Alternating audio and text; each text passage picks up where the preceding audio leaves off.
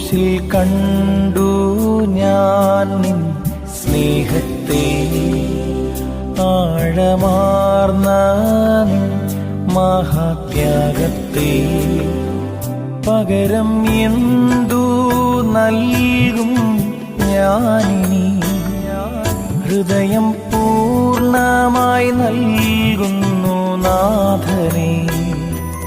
പകരം എന്തു നൽകും ഞാനിനി?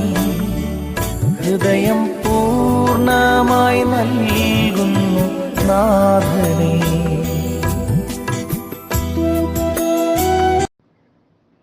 ദൈവനാമം വാഴ്ത്തപ്പെടുമാറാകട്ടെ.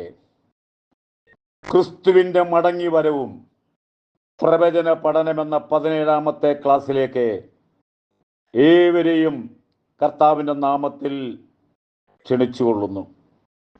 കഴിഞ്ഞ 2 ക്ലാസ് നമ്മുടെ അരുമനാഥൻ കരഞ്ഞ കാര്യമാണ് പറഞ്ഞത്. താൻ കരഞ്ഞതെല്ലാം മാനവജാതിക്ക് വേണ്ടിയാണ്, മനുഷ്യകുലത്തിന് വേണ്ടിയാണ് താൻ കരഞ്ഞത്. ദൂതന്മാര് പാപം ചെയ്തപ്പോൾ ദൈവം തമ്പുരാൻ രക്ഷിക്കാൻ നോക്കിയില്ല, ശിക്ഷിച്ചത് മാത്രമേ ഉള്ളൂ. ഒരു മനുഷ്യൻ പാപം ചെയ്തപ്പോൾ താൻ ഈ ലോകത്തിലേക്ക് കടന്നു വന്നു. നമുക്കിനിയും 3ാമത് കരഞ്ഞത് നമുക്ക് നമ്മുടെ ചിന്തയിലേക്ക് വരാം. ഗദസമന തോട്ടത്തിൽ വെച്ചായിരുന്നു. ഗദസമന തോട്ടം എന്ന് പറയുമ്പോൾ മോറിയ മലയുടെ മുകളിലാണ് യെരുശലേം ദൈവാലയം സ്ഥിതി ചെയ്തിരുന്നത്. അതിന്റെ കിഴക്കു ഭാഗത്താണ് ഒരു തോടുണ്ട്. ആ തോടിന്റെ അക്കരെയാണ് ഗദസമന തോട്ടം. വളരെ മനോഹരമായൊരു തോട്ടം, പർവ്വത നിരകളൊക്കെ നിറഞ്ഞിരിക്കുന്ന അതിമനോഹരമായൊരു തോട്ടം. നമ്മുടെ കർത്താവ് പലപ്പോഴും പ്രാർത്ഥനയ്ക്കായിട്ട് അവിടെയാണ് കടന്നു പോകുന്നത്. അതിൻ്റെയും കിഴക്കേ അറ്റത്താണ് ഒലിവുമല. താൻ അവിടെയും രാത്രി വിശ്രമിച്ചിരുന്നു എന്ന് വചനം പറയുന്നു. തന്റെ ശുശ്രൂഷയുടെ സമാപന രാത്രിയിലേക്ക് വന്നിരിക്കുകയാണ്. പ്രഭാതമാകുമ്പോൾ താൻ അനുഭവിക്കാൻ പോകുന്ന വേദനകളും വ്യതകളും എല്ലാം താൻ കണ്ടു. ദൈവവുമായിട്ട് അല്പനേരം പ്രാർത്ഥിക്കാൻ അവിടെ ആയിരിക്കുമ്പോൾ മത്തായി സുവിശേഷം 26-ാം അധ്യായത്തിന്റെ 36-ാമത്തെ വാക്യം മുതൽ ചിന്തിക്കുമ്പോൾ, എന്റെ ഉള്ളം മരണവേദന പോലെ അതിദുഃഖിതമായിരിക്കുന്നു. അത്രമാത്രം വേദന തന്റെ ജീവിതത്തിൽ അതിവേദനയായിരുന്നു. നമ്മുടെ കർത്താവെ തന്റെ മനുഷ്യത്വത്തിൽ ഇപ്രകാരം ദൈവത്തോട് പറഞ്ഞു, പിതാവേ, കഴിയുമെങ്കിൽ ഈ പാനപാത്രം എങ്കിൽ നിന്നും നീങ്ങിപ്പോകണമേ. അടുത്തു പറയുന്നത്, എങ്കിലും ഞാൻ ഇച്ഛിക്കും പോലെയല്ല, നീ ഇച്ഛിക്കും പോലെ ആകട്ടെ എന്ന് പറഞ്ഞു. ഇവിടെ കവണ് വീണ് ദൈവത്തോട് പ്രാർത്ഥിച്ചു. ഉറക്കെ ദൈവത്തോട് പ്രാർത്ഥിച്ചു. അവിടെ താൻ ഗത്സമന തോട്ടത്തിൽ നിലവിളിച്ചു. എന്നാൽ പറയട്ടെ, പ്രഭാതമാകുന്നതിന് മുമ്പേ തന്നെ അവിടെയുള്ള ഗത്സമന തോട്ടം വളഞ്ഞു. യഹൂദ പരീക്ഷകൾ, റോമൻ പട്ടാളക്കാര്, അടുത്തത് മഹാപുരോഹിതനും കൂട്ടരും, സദൂക്യരെ എന്നുവേണ്ട ചരിത്രം പറയുന്നത് ഏകദേശം 5000-ഓളം ആളുകൾ ഒത്തുകൂടിയെന്ന് പറയുന്നത്. നമ്മുടെ കർത്താവിനെ അവിടെ വെച്ച് അറസ്റ്റ് ചെയ്തു. ആർക്ക് വേണ്ടി? നമുക്ക് വേണ്ടി. അടുത്തത് നമ്മൾ 4ാമത് നോക്കുമ്പോൾ, അവൻ ക്രൂശിൽ കിടന്ന് അത്യുച്ചത്തിൽ നിലവിളിച്ചു. അത്യുച്ചത്തിൽ നിലവിളിക്കുക എന്ന് പറഞ്ഞാൽ മാനവജാതിയുടെ പാപത്തിന്റെ പരിഹാരത്തിന് വേണ്ടി താൻ അത്യുച്ചത്തിൽ ഏലി ഏലി ലമ്മ സബക്താനി, എന്റെ ദൈവമേ, എന്റെ ദൈവമേ, നീ എന്നെ കൈവിട്ടത് എന്നർത്ഥം. അവിടെ നിന്നിരുന്നവർ ചിലർ അത് കേട്ടു.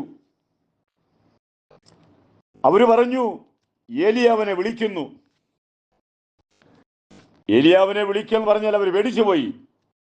കള്ളപ്രവാചകന്മാരെ വാളുകൊണ്ട് വെട്ടി അശേരായുടെയും ബാലിന്റെയും പ്രവാചകന്മാരെ തകർത്തവനായി ഏലിയാവ് വരുമെന്ന് പേടിച്ചുപോയി. കുറച്ചുപേർ ഓടി. അടുത്ത പറഞ്ഞ ശേഷമുള്ളവർ നിൽക്ക. ശേഷമുള്ളവർ നിൽക്ക എന്ന് പറഞ്ഞു കഴിഞ്ഞാൽ കുറച്ചുപേർ ഓടി. ഇത്രയേ ഉള്ളൂ മനുഷ്യന്റെ ധൈര്യമൊക്കെ. ഏലിയാവ് അവന് രക്ഷിപ്പാൻ വരുമോ എന്ന് നോക്കാം എന്ന് പറഞ്ഞു കുറച്ചുപേരെ.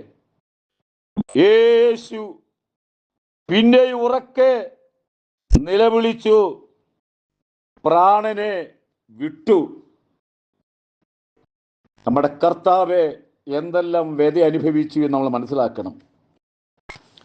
തൻ്റെ മരണസമയത്ത് നടന്ന ചില സംഭവങ്ങളെ, ഒന്ന്, മന്ദിരത്തിന്റെ തിരശീല മുകൾ മുതൽ അടിവരെയും ചീന്തിപ്പോയി എന്ന് പറഞ്ഞാൽ പൗരോഹിത്യ ശുശ്രൂഷയ്ക്ക് താൻ അന്ത്യം കുറിച്ചു.